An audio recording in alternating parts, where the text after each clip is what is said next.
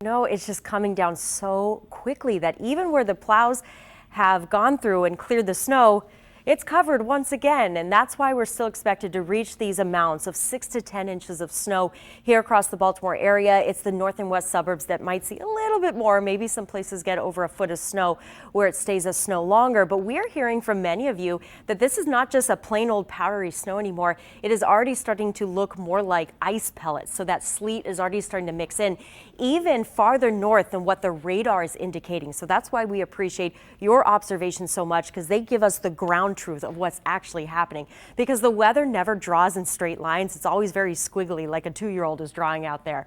So in general, what we're seeing right now is just a heavy burst of wintry precipitation. And while it is coming down and accumulating like snow, there's certainly ice pellets mixed in with it. And so some of the heavier stuff is now reaching the north side of the Baltimore Metro, shown by those darker shades of purple on the map, where this is representing about 1 inch to 2 inches of accumulation falling per hour. So that heavy band is now in Westminster. It's around Cockeysville. It's moving towards Bel Air. And then even where it's not quite as dark of a purple on the map, this maybe lighter shading throughout all of Baltimore County is at least a ½ inch to 1 inch of snow per hour. So again, that's why so quickly it can accumulate where the plows have already gone. So this is not a good time to be out driving when the snow is coming down this heavy.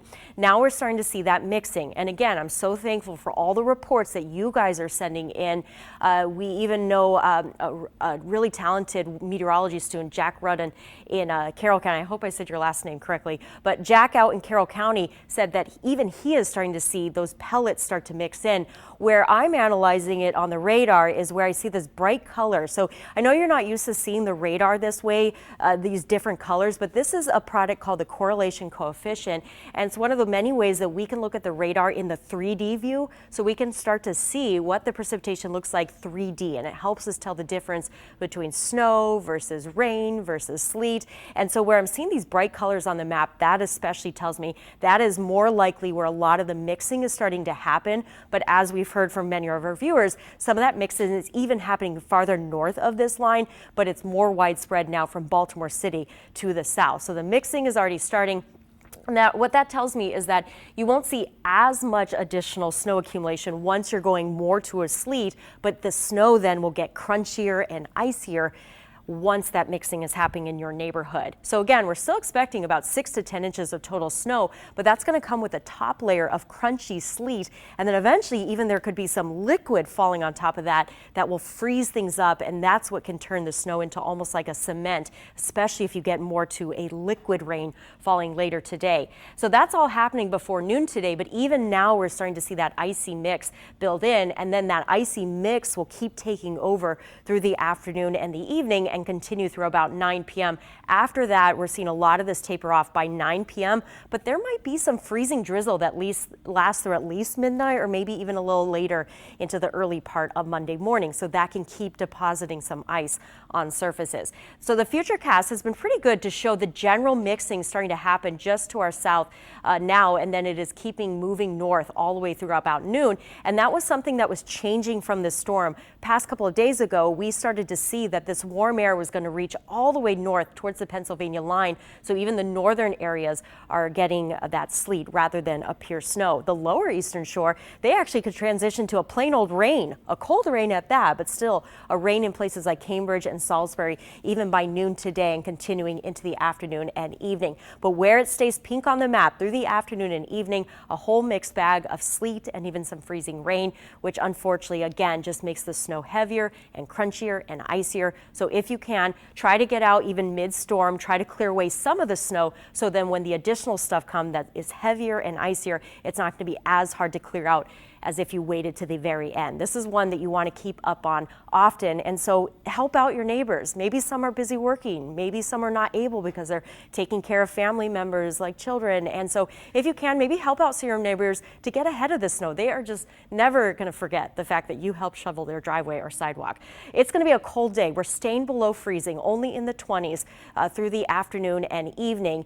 So even if liquid is falling from the sky, it's freezing on surfaces, and then it does feel even colder because of the wind chill. Just keep in mind that you want to check up on yourself, check up on others, make sure they're doing okay in these really cold temperatures, especially if any of your clothing gets wet and damp, then you're going to feel that much colder. It just really wicks the heat away from you. The next story will be the threat of power outages. Now, even today, I'm now seeing indications that there may be a few gusts near 30 miles per hour. The winds will then be lighter overnight, and then the next threat of gusty winds will be the middle of the day tomorrow and through the afternoon. The problem is when the trees and the power lines are weighed down by the snow and the ice, any wind can move them, but they're so rigid because they're cold that that's when they can break. So there may be some power outages that form today in the initial burst of snow and ice, but then a second round may come tomorrow when we get those gusty winds again. So this is going to be a long duration event that we have to talk about. Just the fact that it's so cold for several days, we'll all have to have patience on how we'll be able to clear away the snow and the ice.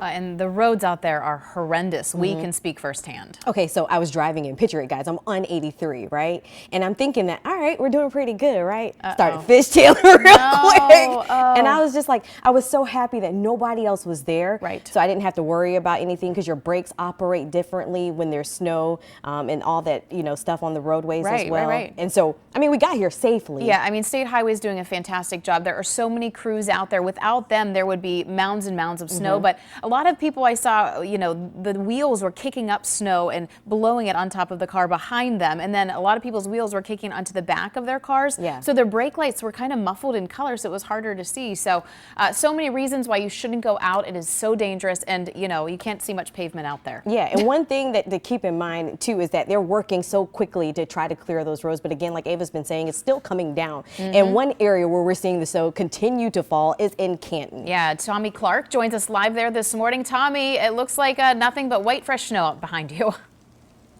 It truly is. And like Megan was saying, we just spoke with someone who says he was walking his dog and he saw someone ram right into the curb. So it is getting slick, and truly the snow has changed. We've been watching the past couple hours. It was this fluff coming down. It is now ice pellets in Canton, tiny ice pellets. They're bouncing off my hand right now. I don't know if you can hear it bouncing off my coat. We also have that wind. It's not as strong as it was earlier, but you can see it is still blowing here. This